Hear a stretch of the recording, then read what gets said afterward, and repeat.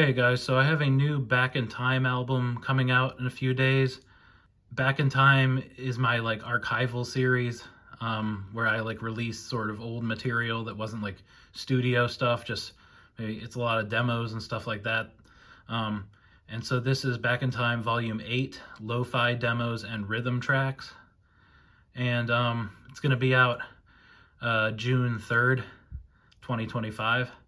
So these are like demos that I recorded in my apartment from 2016 to 2018. And I'll show you what the apartment looked like. It was basically this room here. It was sitting like right around here, pretty much where I recorded everything. Um, and these are interesting. They kind of represent the purest form of these songs. These are all demos of stuff that you've heard on albums. My pretty much the first like several studio albums. This one, Devices, Nylon, Locked In, Elixir, Alternate Universe, Reflections, and then also some of the whistling albums, all the whistling albums. These are like sort of demos and rhythm tracks from those, and these kind of represent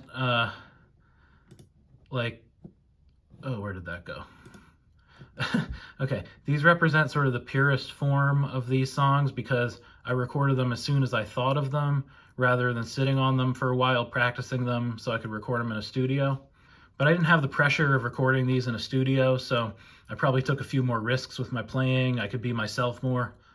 I'd be pissed if all of my songs sounded like this way, this low quality, but I think it's good to have some stuff that's like got the studio treatment, but then other stuff that has the lo-fi recordings.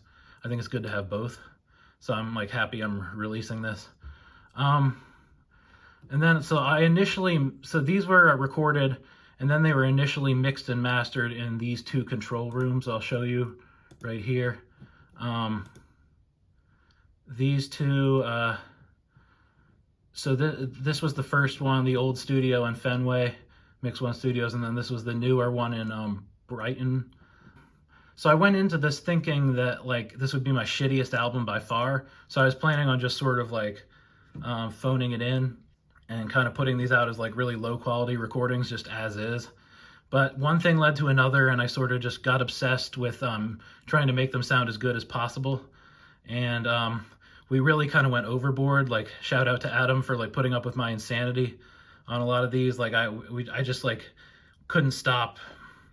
And now I'm starting to think it might be one of my best albums of all time because just of the amount of work, the sheer amount of work that we put into this, cleaning them up and making them actually sound not awful. So I recorded all these myself, like using my proprietary recording technique, which I don't want to get into now, but like it basically was born out of me not knowing how to properly record myself in the early days. The first few years, I just kind of didn't know how to do it. And somehow I lucked out and it produced a really unique sound that I've really grown to like. But it takes a lot of work to make them sound like professional.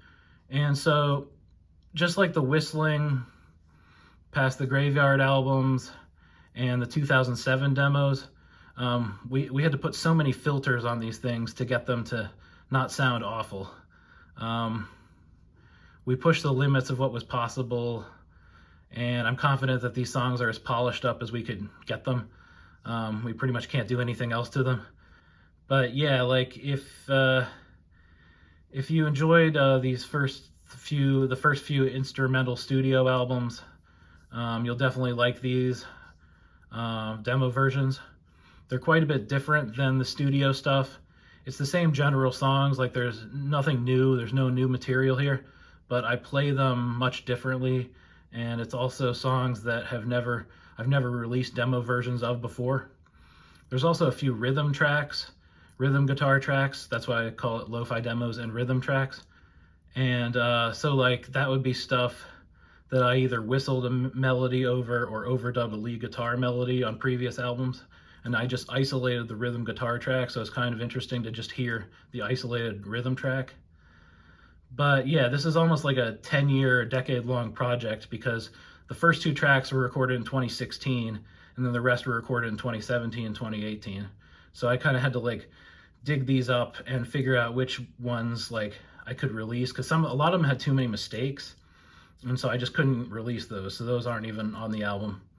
But yeah, so it's coming out in a few days. It'll be out Tuesday, June 3rd, 2025. So so look for that. I'll probably make an announcement when it actually comes out. But yeah, watch out for Back in Time Volume 8.